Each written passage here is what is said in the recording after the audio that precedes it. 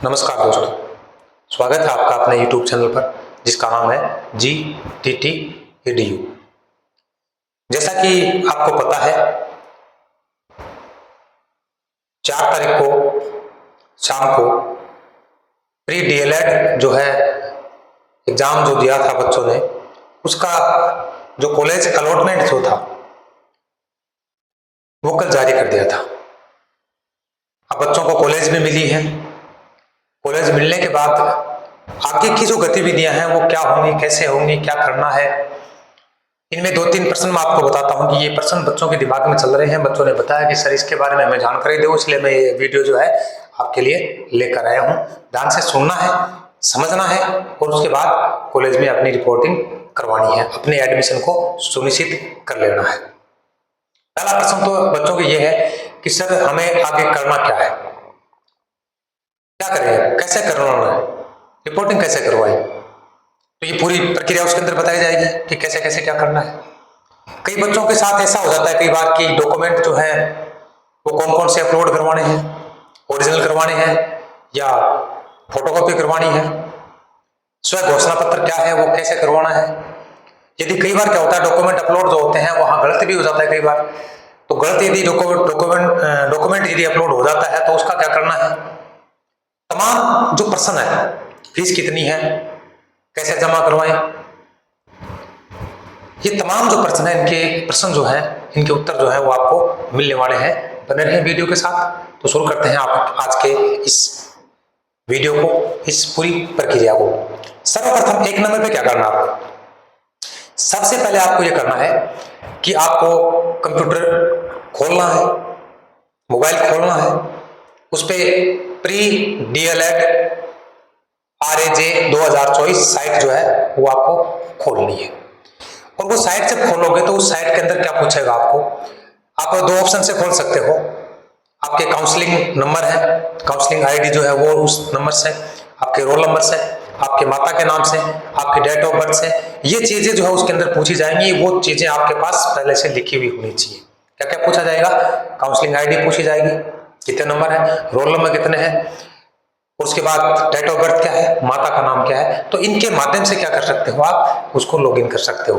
Login करने के बाद यदि आपको प्रोविजनल सर्टिफिकेट या अलॉटमेंट जो कॉलेज आपको हुई है वो लेटर यदि आपको मिलता है वहां से, तो आप आगे क्या कर सकते हैं, अपनी क्रिया को बढ़ा सकते हैं। तो क्या देखना है, सबसे पहले क्या करना है, प्री DLED 2024 साइट को खोलना है। ये साइट को खोलने के बाद इसमें क्या करना है, आपको लॉगिन करना है। और लॉगिन में काउंसलिंग ID चाहिएगी, रोल नंबर चाहिएगा, माता का नाम चाहिएगा और डेट ऑफ बर्थ। ये चीजें जो है आपको पता होनी चाहिए। और ये पता होने के बाद क्या करें, लॉगिन करें। लॉगिन करने के बाद क्या होगा, लॉगिन करने के बाद आपको provisional letter of reporting, provisional letter of reporting, इसको पहले बोला जाता था अलॉटमेंट लेटर, अब इसका नाम बदल दिया, क्या कर दिया, प्रोविजनल लेटर ऑफ रिपोर्टिंग। मतलब कौन सी कॉलेज मिली है ये सोचना, आपको किसी लेटर में यहां से मिल रही है, क्या मिल रही है तो आगे चले, नहीं मिल रही है तो वही अगली काउंसलिंग तक इंतजार करें।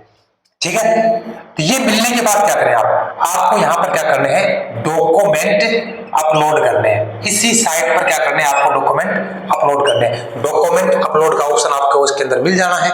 तो क्या करें, डॉक्यूमेंट अपलोड करें। डॉक्यूमेंट अपलोड कौन से करने हैं, तो भी पहली बात तो यह ध्यान रखें कि डॉक्यूमेंट जो भी हैं आपके वो सब के सब ओरिजिनल होंगे, स्कैन होंगे, सॉफ्ट कॉपी उनकी उसके अंदर अपलोड होगी।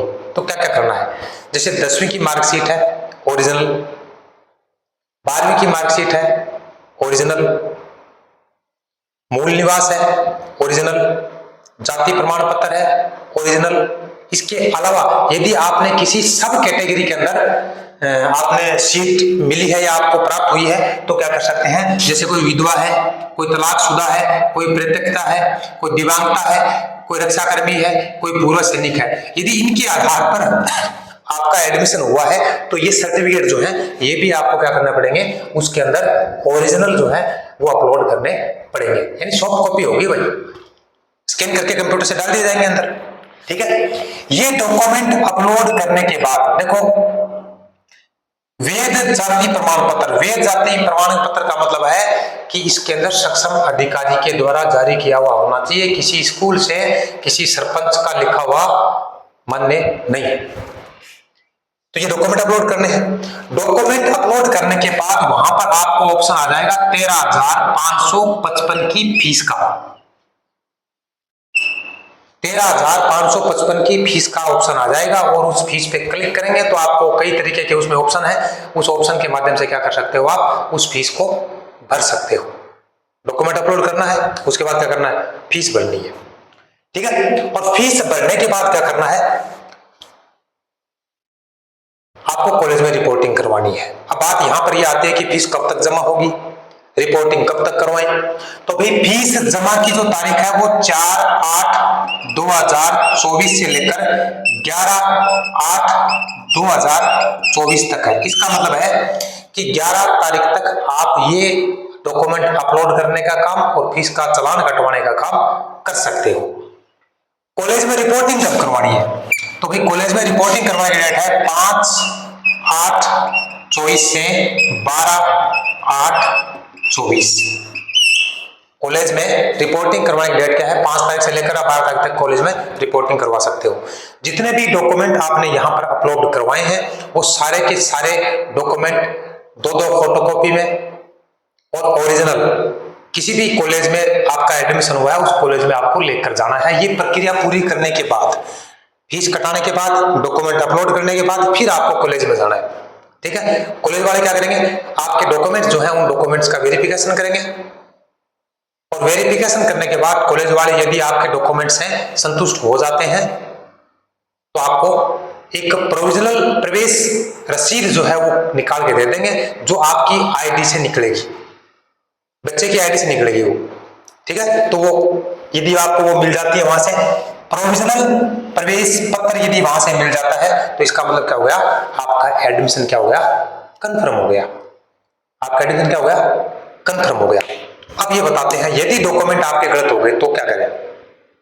मान लीजिए हम ये डॉक्यूमेंट 10वीं के 12वीं के जाति मूल आधार जो भी है ये हम अपलोड करना चाहते हैं और यहाँ पर क्या हो गया, जल्दबाजी में, नासमझी में, गलती से, कैसे भी मतलब डॉक्यूमेंट अपलोड गलत हो गया या स्पष्ट दिखाई नहीं दे रहा, साफ सुथरा नहीं आ रहा, तो भाई ये काम जो है वहां वापस तो वहां से नहीं होना, आपको कॉलेज में जाना है। कॉलेज वाले यदि उनको दिखाई नहीं दे रहा, ये मानते हैं कि आपका जो ऑर्डर है वो गलत है या डॉक्यूमेंट यहाँ ये लगाना चाहिए था आपने ये नहीं लगाया, तो वो क्या करेंगे, वहां से उस डॉक्यूमेंट को हटा देंगे और हटाने के बाद क्या करना है, आपके पास वापस ऑप्शन आएगा, दोबारा क्या कर सकते हैं, उन सारे डॉक्यूमेंट्स को अपलोड कर सकते हैं, फिर कॉलेज में जाएं, फिर वेरिफिकेशन हो जाएगा, फिर आपका क्या होगा, एडमिशन कंफर्म हो जाएगा।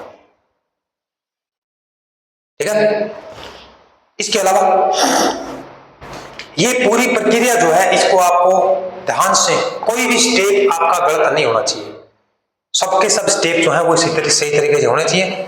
और साथ में डॉक्यूमेंट जो आप लेके आओगे कॉलेज में, उसके साथ वहां पर आपको डॉक्यूमेंट अपलोड करोगे, वहां पर भी आपकी फोटो लगेगी, सेल्फी भी लगेगी, और जब कॉलेज में आओगे तो वहां पर आपको 4 से लेकर 5 तक अपनी पासपोर्ट साइज की फोटो जो है वो साथ में लेकर जानी है।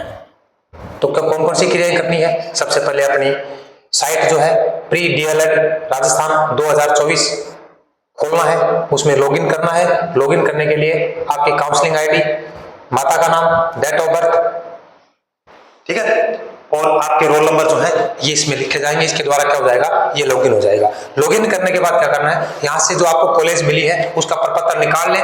प्रपत्र निकालने के बाद आपके सारे के सारे डॉक्यूमेंट क्या करने हैं, यहाँ पर अपलोड करने हैं।